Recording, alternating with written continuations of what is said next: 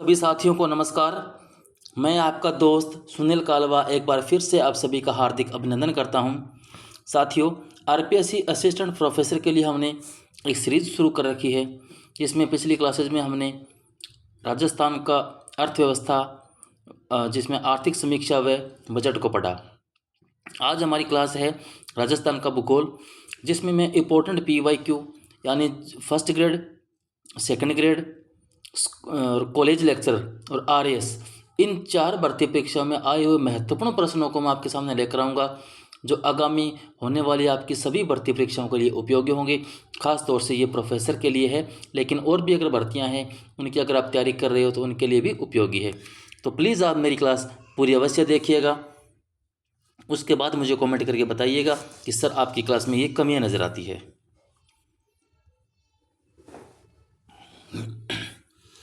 आज का पहला प्रश्न, किन वर्षों में संभागीय आयुक्त के पद को समाप्त और पुनर्स्थापित कर दिया गया था? यह प्रश्न RS 2015 के अंदर आया हुआ है।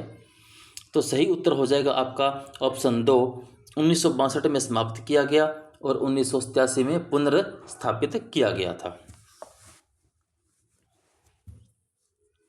तो यानी अप्रैल 1962 में होता है। उस टाइम मोहनलाल सुखाड़िया की सरकार थी, उन्होंने जो संभागीय व्यवस्था थी उनको समाप्त कर दिया था 1962 के अंदर, और 1987 के अंदर वापस से इस व्यवस्था 1987 के अंदर मुख्यमंत्री आपके होते हैं हरिदेव जोशी, वो दोबारा से व्यवस्था को लागू कर देते हैं। राजस्थान का कौन सा संभाग राज्य में सर्वाधिक क्षेत्रफल घेरता है? स्कूल व्याख्याता 2022 के अंदर प्रश्न आया हुआ है, इंपॉर्टेंट प्रश्न है। तो सही उत्तर होगा आपका जोधपुर। ऑप्शन नंबर 3 आपका सही उत्तर होगा। भारत में राजस्थान की भौगोलिक स्थिति है, भारत के अंदर राजस्थान जो है किस स्थिति के अंदर है ये आपको बताना। तो यह भारत के उत्तर पश्चिमी भाग के अंदर है। साथियों, यहाँ पर मैंने आगे प्रश्न जो आप सोच रहे होंगे किस एग्जाम में है, लिखा नहीं है, क्योंकि ये प्रश्न काफ़ी एग्जाम में आ चुका था। तो मैं जब यहाँ पर नोट करने वाला था तो बहुत सारे स्लाइड भर रही थी, तो मैंने इन चीज़ों को हटा दिया। बहुत सारे ऐसे प्रश्न आएंगे जिनके आगे चीज़ें हटी होगी, तो इसका मतलब है कि बहुत सारे वो एग्जाम में आया हुआ है, इसलिए मैंने इनको हटवा दिया, डायरेक्ट इन प्रश्नों को लिया है। राजस्थान का क्षेत्रफल भारत के कुल भौगोलिक क्षेत्रफल का है। तो भारत के कुल भौगोलिक क्षेत्रफल का कितना प्रतिशत है जो राजस्थान का क्षेत्रफल है? तो वह आपका, आप देखें प्रतिशत के अंदर प्रश्न पूछा गया है, तो आपका जवाब क्या होगा इसके अंदर? 10.41%। ऑप्शन ए आपका सही उत्तर होगा, 10.41%। राजस्थान का उत्तर से दक्षिण एवं पूर्व से पश्चिम विस्तार क्रमशः है, यानी उत्तर से दक्षिण कितना है राजस्थान और पूर्व से पश्चिम में कितना है? तो उत्तर से दक्षिण की अगर बात करें तो वो आपका 826 है और पूर्व से पश्चिम 869 किलोमीटर है। तो ऑप्शन सी आपका सही उत्तर होगा। राजस्थान में निम्न जिलों को पूर्व से पश्चिम की ओर सही क्रम में व्यवस्थित करें। बूंदी दिया है, अजमेर है, उदयपुर है, नागौर है। उनको आपको पूर्व से पश्चिम की ओर व्यवस्थित करना है। तो आप देखेंगे कि सबसे पहले आपका कौन सा जिला आता है। जब पूर्व से चलेंगे तो सबसे पहले आपका आएगा बूंदी। बूंदी के बाद आपका आता है अजमेर। अजमेर के बाद में आता है आपका नागौर, फिर आता है उदयपुर। तो सही ऑप्शन देखो अपन 1 2 4 3, 1 2 4 3, ऑप्शन बी आपका 2 क्या हो जाएगा उत्तर? सही ऑप्शन हो जाएगा। ये सही उत्तर आप प्रश्न तभी कर सकते हो जब आपका जिला या मैप पूरा देखा होगा, उनको मैप के अंदर जिले याद होंगे कौन सा जिला कहाँ स्थित है। तो इस प्रकार के प्रश्न आते हैं। जैसे RAS के अंदर ये प्रश्न पूछा गया है, तो सोच सकते हो आप प्रोफेसर के एग्जाम में भी इस प्रकार के प्रश्न आ सकते हैं, या अन्य भर्तियों में ये प्रश्न आ सकते हैं। तो इनको जरूर एक बार पूरे मैप आपके दिमाग में होना चाहिए। राजस्थान की अंतर्राष्ट्रीय सीमा की लंबाई कितनी है? तो उसकी अंतर्राष्ट्रीय सीमा जो है उसकी लंबाई 1070 किलोमीटर है, जो लगभग सभी को पता है। यह भी काफ़ी भर्तियों में आया हुआ प्रश्न है, देखने में बड़ा इजी है लेकिन बहुत सारी भर्तियों में प्रश्न आया हुआ है ये। कर्क रेखा राजस्थान के किन जिलों से होकर गुजरती है? जो कर्क रेखा है राजस्थान के किन जिलों से होकर गुजरती है, तो वह आपका सही उत्तर होगा डूंगरपुर व बांसवाड़ा। राजस्थान को प्रमुख भौतिक विभागों में कितनी बार बांट सकते हैं, तो आपको बताना है कितनी बार भौतिक विभागों में बांट सकते हैं। तो सही उत्तर होगा ऑप्शन 2, 4 भागों में इसको बांट सकते हैं। संरचनात्मक दृष्टि से राजस्थान के भौतिक स्वरूप भारत के निम्नलिखित में से किन उच्चावच प्रदेशों का हिस्सा है, तो ये आपका उत्तरी वृहद मैदान या प्रायद्वीप या पठार का हिस्सा है। राजस्थान का सबसे बड़ा भौगोलिक क्षेत्र या क्षेत्रफल के अनुसार कौन सा है, तो सबसे बड़ा जो क्षेत्र के अनुसार जो भौगोलिक क्षेत्र है वह आपका कौन सा है, तो पश्चिमी मरुस्थलीय मैदानी क्षेत्र जो है सबसे बड़ा भौगोलिक क्षेत्रफल है। राजस्थान के धरातलीय स्वरूपों के संबंध में कौन सा कथन गलत है, अरावली विश्व की प्राचीनतम वलित पर्वत वाला है, पर्वत श्रेणी है। उत्तर पूर्वी मैदान सिंधु नदी द्वारा निर्मित मैदान का भाग है। पश्चिम बालुका मैदान टेथी सागर का अवशेष रूप है। और दक्षिण पूर्वी पठार गोंडवाना लैंड का विस्तारित भाग है। इसके अंदर पूछा आपसे गलत कथन कौन सा है, तो आप देखेंगे कि जो उत्तरी पूर्वी मैदान को सिंधु नदी द्वारा निर्मित मैदान बता रखा है, ये ऑप्शन आपका क्या हो जाएगा, गलत हो जाएगा, क्योंकि उत्तरी पूर्वी मैदान सिंधु नदी का ना होकर यह टेथी सागर का है। तो सही उत्तर पूछा है गलत कथन में, तो ये हमारा गलत कथन होता है। तो सही उत्तर ऑप्शन 2 है। राजस्थान में थार मरुस्थल से प्रभावित क्षेत्रफल व जनसंख्या का प्रतिशत क्रमश कितना है, यानी थार का मरुस्थल कितना है और वहाँ पर राजस्थान की कुल जनसंख्या कितनी रहती है, ये आपसे प्रश्न के अंदर पूछा गया है। तो थार का मरुस्थल राजस्थान का 61% भाग में फैला हुआ है और वहाँ पर कुल राज्य की 40% जनसंख्या रहती है। थार मरुस्थल के संदर्भ में निम्न कथनों में से सही कथन बताना है आपको। संपूर्ण मरुस्थल रेतीला एवं बालू का स्तूप क्षेत्र है। जो संपूर्ण मरुस्थल है वो क्या है, रेतीला एवं बालू का स्तूप क्षेत्र है। यह लगभग 1,75,000 वर्ग किलोमीटर क्षेत्र में फैला हुआ है। यह 25 सेमी समवर्षा रेखा के पश्चिम में स्थित है। भालेरी चूरू मेढा नदी घाटी सीकर में बरखान प्रकार के बालू का स्तूप पाए जाते हैं। इसके संदर्भ बताया गया सही कथन कौन कौन से हैं, तो 2, 3, 4, 2, 3, 1, 2, 3 व 1, 3, 4। तो कौन से कथन आपकी सही है, तो सही उत्तर होगा आपका 2, 3, 4, यानी ऑप्शन 1 आपका सही उत्तर है। संपूर्ण मरुस्थल जो है रेतीला एवं बालू का स्तूप क्षेत्र नहीं है। ये कुछ ही इलाकों में पूरे रेत व बालू का स्तूप है, तो कहीं इसके अंदर थोड़े मैदान भी है और कम बालू का स्तूप देखने को भी मिलते हैं। पलायन झीलें राजस्थान के किस भौतिक अंचल में मिलती है, तो पलायन झीलें आपके थार के मरुस्थल में देखने को मिलती है। राजस्थान में निम्नलिखित में से कौन सा एक बालू का स्तूप का प्रकार नहीं है, तो थली, बरखान, पैराबोलिक या सीफ। तो इसके अंदर आप देखेंगे कि जो थली है वह बालू का स्तूप का एक प्रकार नहीं है और बाकी सभी के सभी बालू का स्तूप के प्रकार हैं। तो ऑप्शन ए आपका सही उत्तर हो जाएगा। राजस्थान के कौन से क्षेत्रों में तारा बालू का स्तूप पाए जाते हैं, तो तारा बालू का स्तूप आपके मोहनगढ़ क्षेत्र जैसलमेर के अंदर व सूरतगढ़ क्षेत्र गंगानगर के अंदर पाए जाते हैं। तो ऑप्शन ए आपका सही उत्तर होगा। राजस्थान में किन क्षेत्रों में अनुप्रस्थ बालू का स्तूप मिलते हैं, किन क्षेत्रों के अंदर अनुप्रस्थ बालू का स्तूप मिलते हैं, आपके बीकानेर जिले के पुंगल के चारों ओर, गंगानगर जिले का सूरतगढ़, जैसलमेर का मोहनगढ़, हनुमानगढ़ जिले का नौहर क्षेत्र। तो यहाँ पर सामने ऑप्शन दिए गए हैं 2 व 3, 1, 2, 3, 1, 2, 2, 3, 4।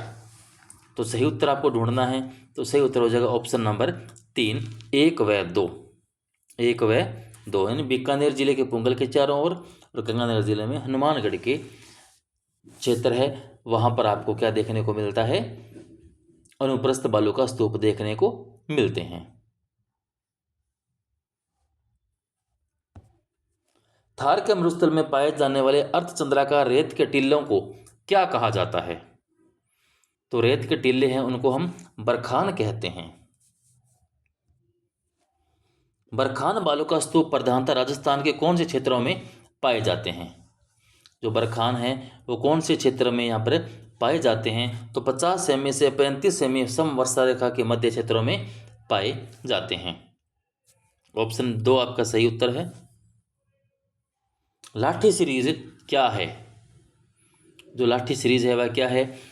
भूगर्भ भूमिगत जल पट्टी है, या आपका वन संरक्षण कार्यक्रम है, सेवन घास की पट्टी है, या उपयुक्त सभी? तो सही उत्तर होगा आपका ऑप्शन नंबर 1 भूमिगत जल पट्टी। थार मरुस्थल में लाठी सीरीज के संदर्भ में कौन सा कथन सही नहीं है? थार मरुस्थल में लाठी सीरीज के अंतर्गत कौन सा कथन जो है आपका सही नहीं है? तो यहाँ पर देखते हैं कि बालू का स्तूपों की अधिकता है, प्राकृतिक तेल गैस भंडार है, अवसादी चट्टानों से निर्मित क्षेत्र है, या भूमिगत जल का अच्छा भंडार है। तो आपसे पूछा है कौन सा कथन सही नहीं है, तो ऑप्शन 1 आपका सही नहीं है कि थार के मरुस्थल के अंदर बालू का स्तूप तो हैं, लेकिन जो लाठी सीरीज का जो क्षेत्र है वहाँ पर बालू का स्तूपों की अधिकता नहीं देखने को मिलती। वहाँ पर प्राकृतिक तेल भंडार भी हैं, अवसादी चट्टानों से निर्मित एरिया है वो, वहाँ पर अच्छा जल भंडार है भूमिगत। तो आपका सही उत्तर हो जाएगा ऑप्शन 1। ऑप्शन 1 आपका सही कथन नहीं है। किस जिले में राष्ट्रीय जीवाश्म उद्यान नेशनल वुड फॉसिल पार्क स्थित है? तो नेशनल वुड फॉसिल पार्क आपका जैसलमेर जिले के अंदर स्थित है। जैसलमेर स्थित आकलवुड जीवाश्मों की आयु लगभग कितनी मानी गई है?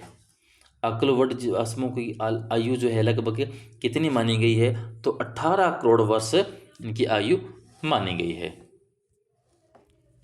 राजस्थान में आक्कल कास्ट जीवाश्म उद्यान किस स्थान पर पाए गए हैं?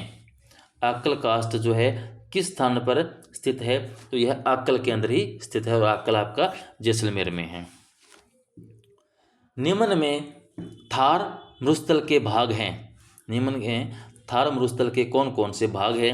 गोडवाड़ प्रदेश, शेखावटी प्रदेश, बनास का मैदान, घग्गर का मैदान।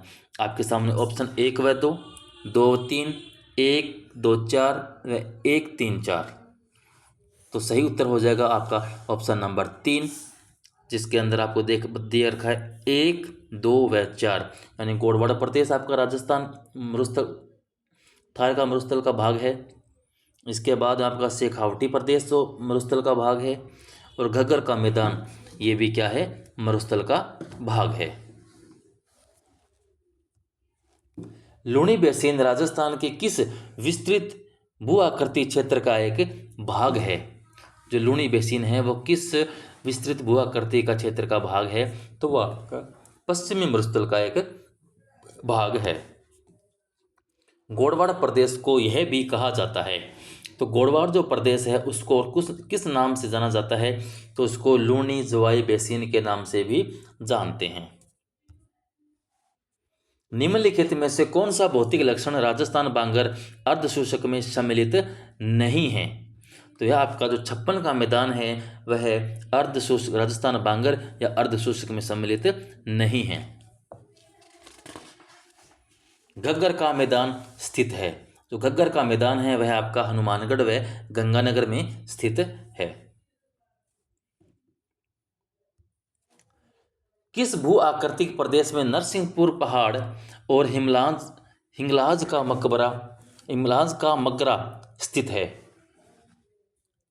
तो ये आपका लूणी बेसिन के अंदर स्थित है, और ये प्रश्न आपका पिछली बार जो असिस्टेंट प्रोफेसर का एग्जाम था उसमें आ चुका है यह प्रश्न। जिस दिशा में अरावली श्रेणियों की चौड़ाई बढ़ती जाती है वह कौन सी दिशा है? जिस दिशा में अरावली पर्वत की चौड़ाई बढ़ती जाती है, यानी घटती नहीं बढ़ रही है, यानी पहले शुरुआत पतली सी होती है फिर चौड़ाई बढ़ती जाती है, तो आपका सही उत्तर हो जाएगा उत्तर पूर्व से लेकर दक्षिण पश्चिम। यानी इस प्रकार आपका अगर राजस्थान मान के चले तो जो इस प्रकार ये अरावली है तो ये इस प्रकार इनकी चौड़ाई क्या है? बढ़ती जाती है।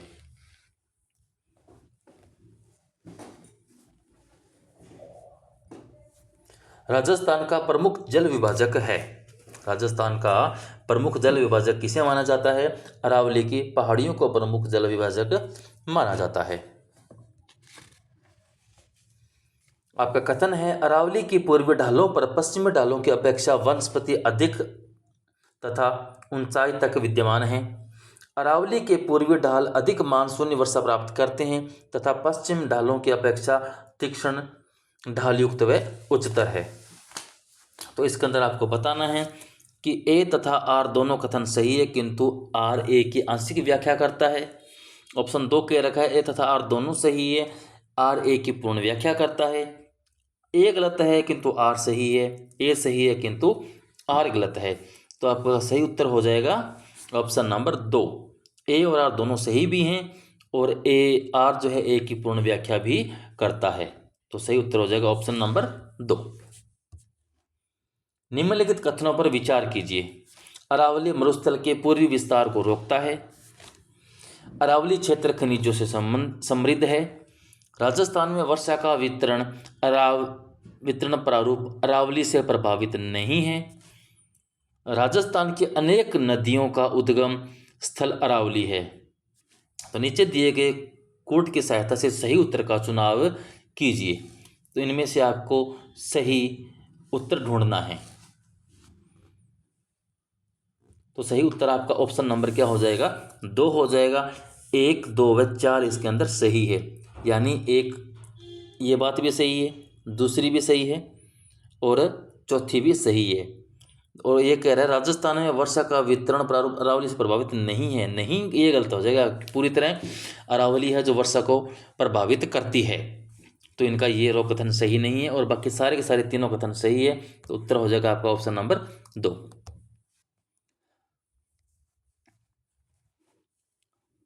पर अरावली पर्वत की सबसे अधिक ऊंचाई किस जिले में है स्थित है?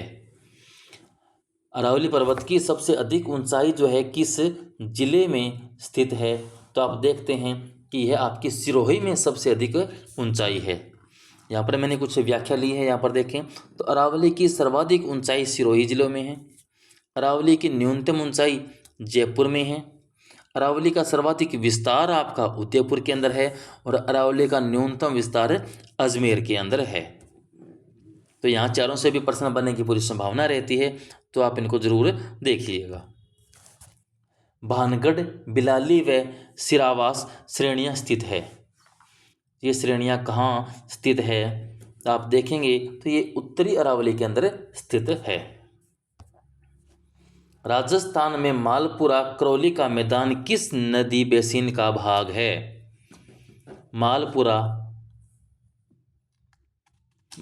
करौली का जो मैदान है वो किस क्षेत्र का या किस नदी बेसिन का भाग है?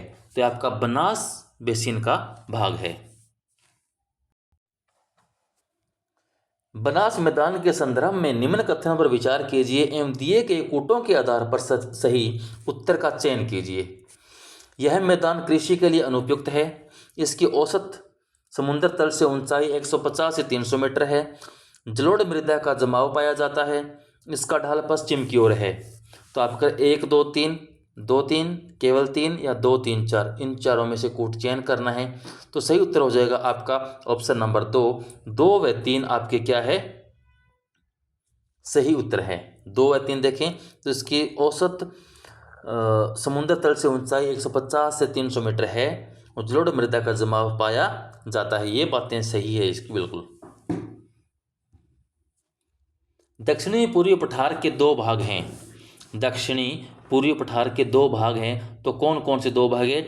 एक तो विंध्य का पठार है और एक दक्कन का पठार है। ये दोनों के दोनों भाग किसके हैं? दक्षिणी पूर्वी पठार के भाग हैं। विंध्य कंगार भूमि जिन नदियों के मध्य स्थित है वह है। तो विंध्य कंगार भूमि आपकी जो है चंबल व बनास नदियों के बीच में स्थित है। राजस्थान में किस भौतिक क्षेत्र में मुकुंदरा की पहाड़ियां स्थित है? मुकुंदरा की पहाड़ियां आपकी हाड़ौती पठार में या हाड़ौती क्षेत्र के अंदर स्थित है। निम्नलिखित में से कौन सी पहाड़ियां राजस्थान में विंध्य पर्वत श्रेणियों का विस्तार है? कौन सी पहाड़ियां जो विंध्य पर्वत श्रेणियों का विस्तार है तो वो आपकी मुकुंदरा की पहाड़ियां हैं। राजस्थान के किस क्षेत्र में विंध्य पठार विस्तारित है? राजस्थान के किस क्षेत्र में विंध्य पठार है? तो सही उत्तर हो जाएगा आपका दक्षिणी पूर्वी भाग में।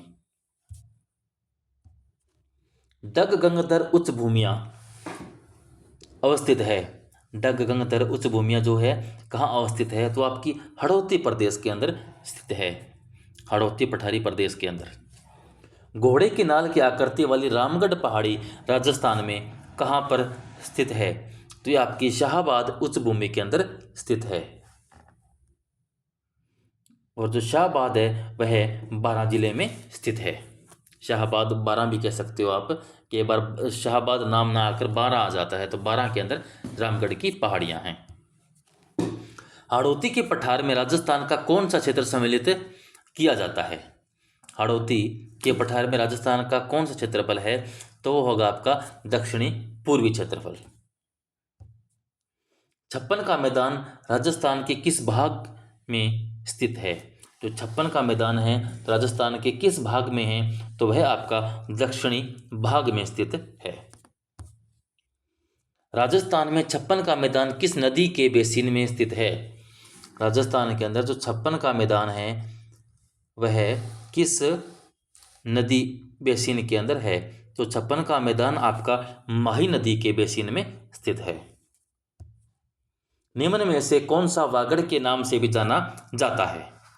निम्न में से कौन सा वागड़ के नाम से भी जाना जाता है? तो मध्य माही का जो मैदान है वह वागड़ के नाम से जाना जाता है। छप्पन का मैदान राजस्थान के निम्नलिखित किन जिलों में विस्तृत है? तो यह आपका बांसवाड़ा और डूंगरपुर जिलों में स्थित है। नाकोड़ा पर्वत को निम्न में से किस और नाम से जाना जाता है? तो नाकोड़ा पर्वत को छप्पन की पहाड़ियों के नाम से भी जाना जाता है।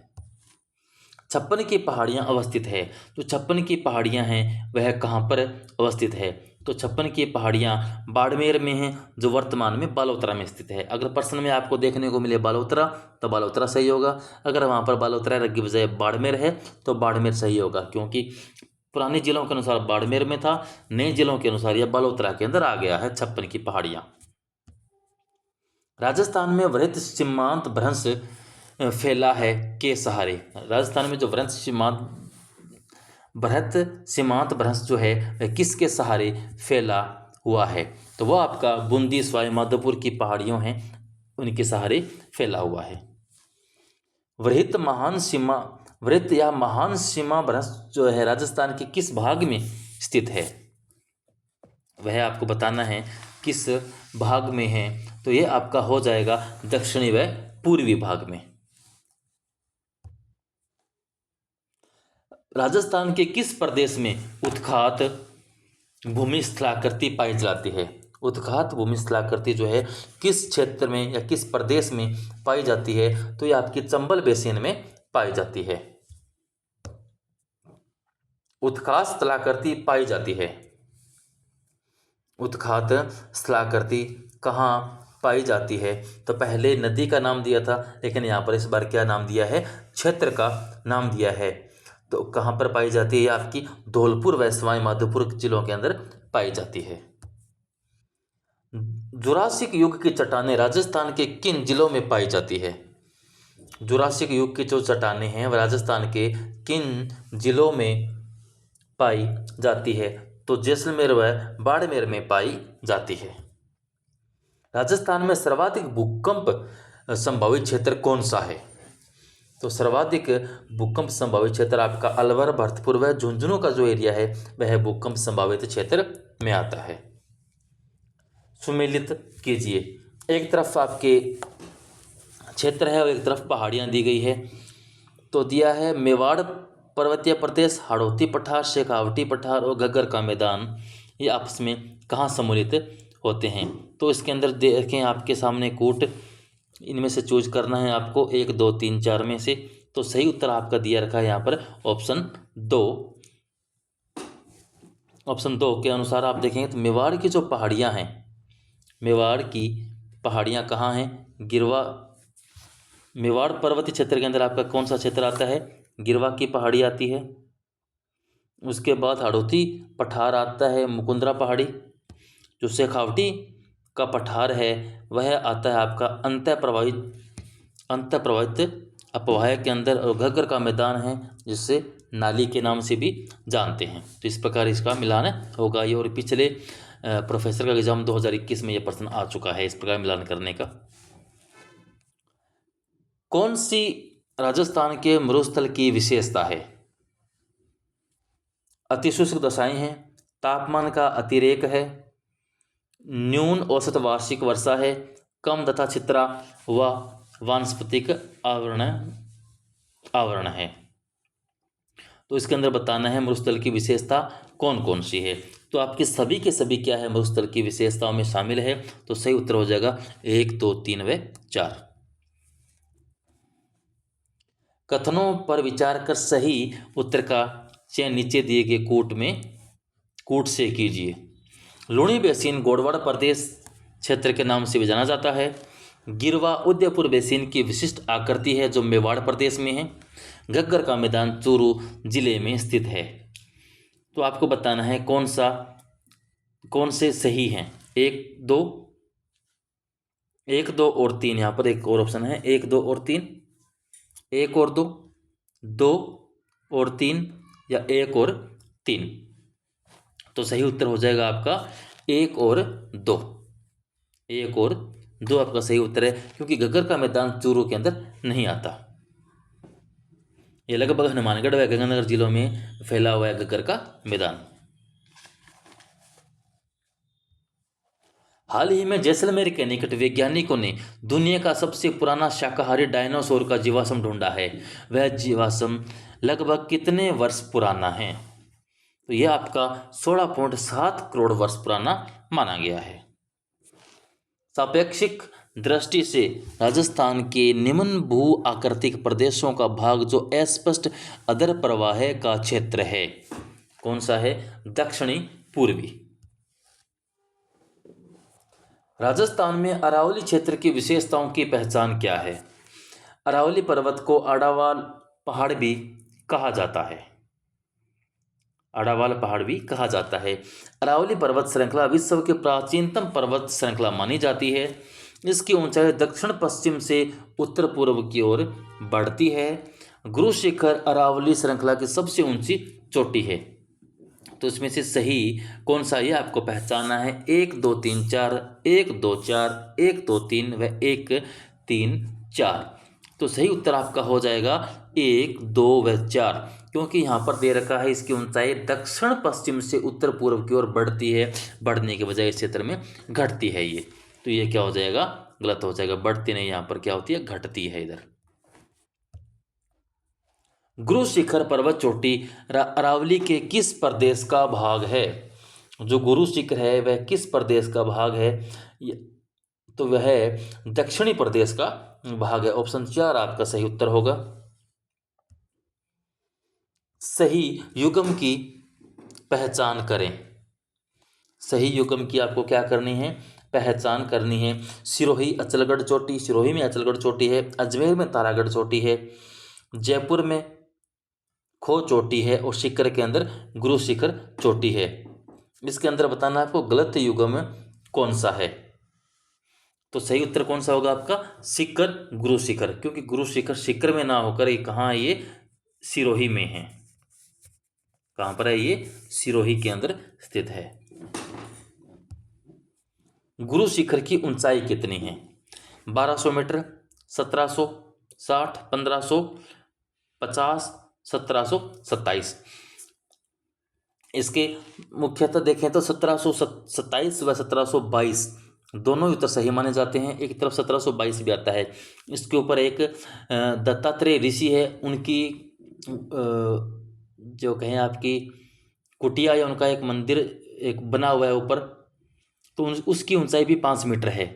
तो कई बार उस 5 मीटर को इसमें प्लस कर दिया जाता है, तब ये कितनी हो जाती है? 27 हो जाती है, 1727।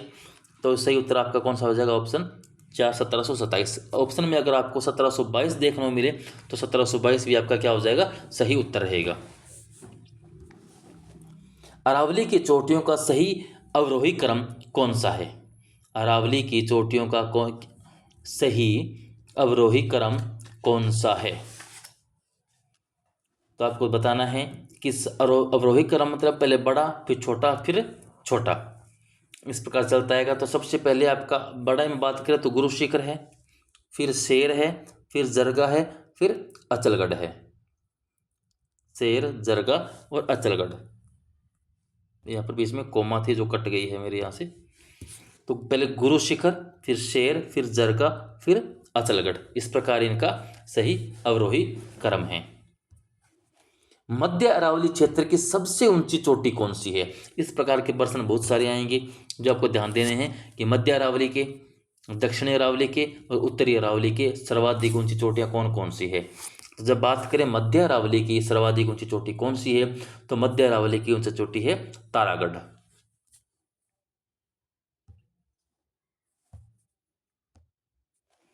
अरावली की पर्वत चोटियों को उनकी ऊंचाई के अवरोही क्रम में व्यवस्थित कीजिए।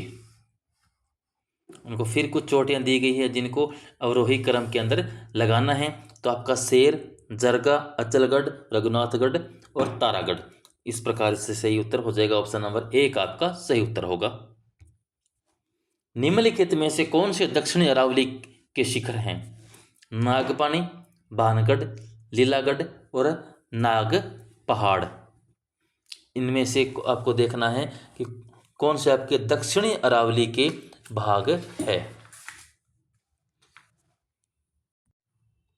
और ये प्रश्न पिछले वाला जो एपी का एग्जाम था, एपी 2024 के अंदर जो एग्जाम हुआ था उसके अंदर ये प्रश्न आ चुका है।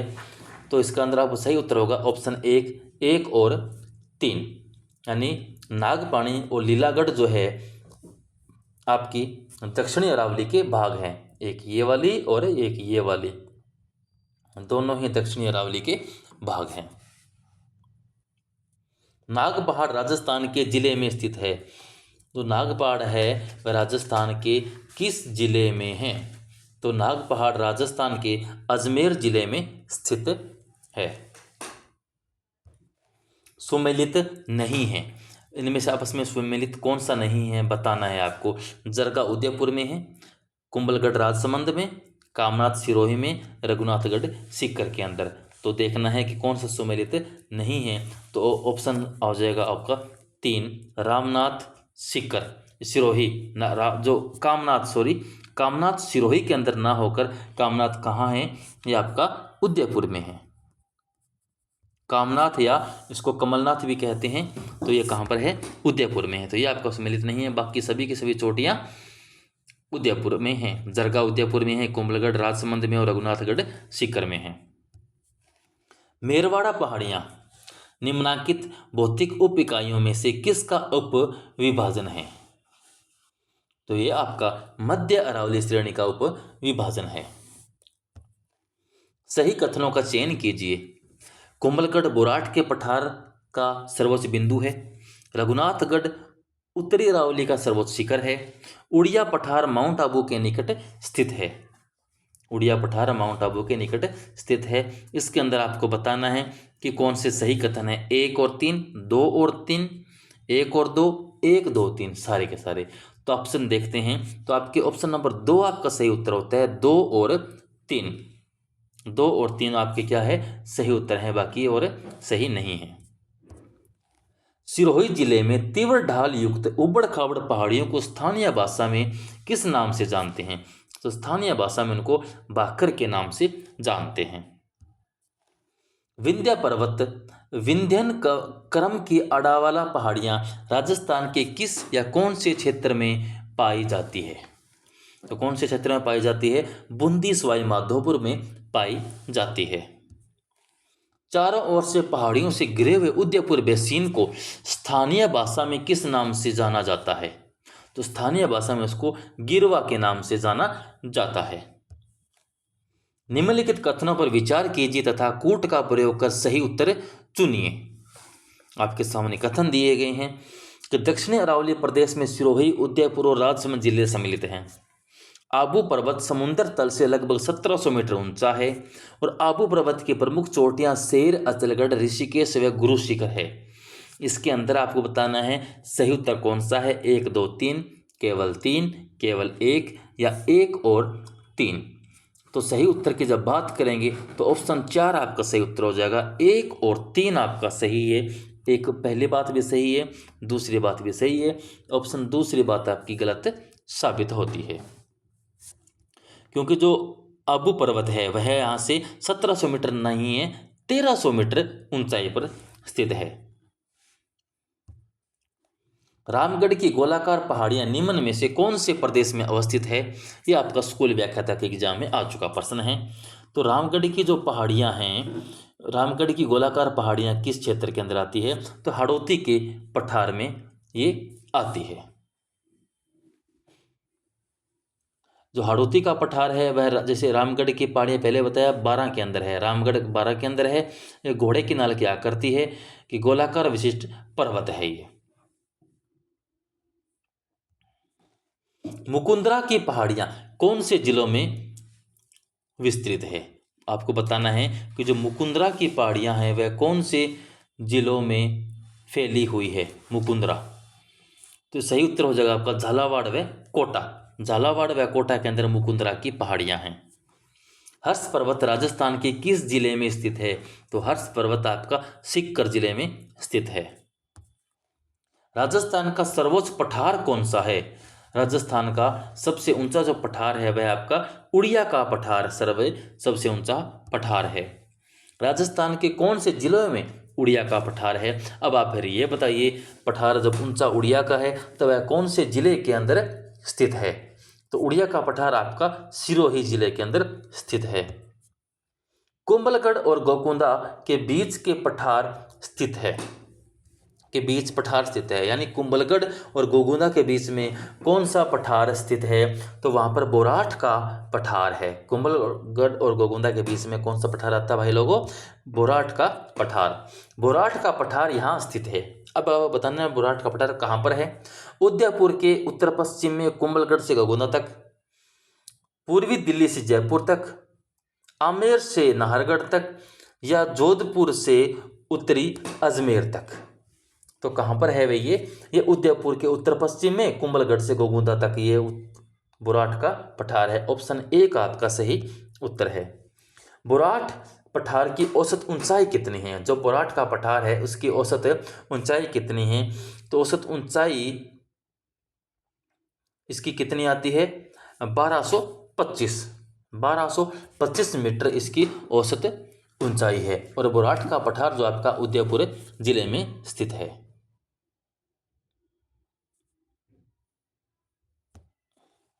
लसाड़िया का पठार राजस्थान के किस जिले में है? तो लसाड़िया का पठार जो आपका राजस्थान के किस जिले में है? तो यह उदयपुर जिले में स्थित है। अगर नए जिलों के हिसाब से प्रश्न आता है तो यह आपका किस में हो जाएगा? सलूम्बर में हो जाएगा। नए जिलों के अनुसार ये कहाँ चला जाएगा? सलूम्बर में। अगर पुराने जिलों के हिसाब से प्रश्न पूछे तो उदयपुर आपका सही उत्तर होगा। राजस्थान में उपरमाल के नाम से कौन सा क्षेत्र जाना जाता है? तो राजस्थान में उपरमाल के नाम से बताना है कौन सा क्षेत्र जाना जाता है? तो उपरमाल के नाम से कोटा, बूंदी व झालावाड़ क्षेत्र को जाना जाता है।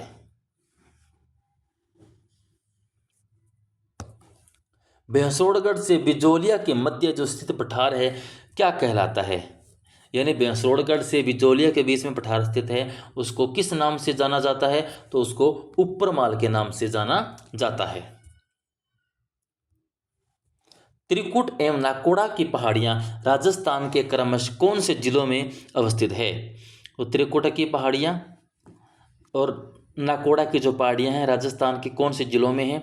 क्रमशः कौन से बताना है? त्रिकुटा कौन से में है और नाकोड़ा कौन से में है? तो त्रिकुटा आपकी किस में आती है? जैसलमेर के अंदर आती है। और जो नाकोड़ा है वह बाड़मेर में स्थित है। तो ऑप्शन ए का आपका सही उत्तर होगा। बर या बार दर्रा स्थित है। ये दर नहीं है, दस नहीं है, दर्रा है ये।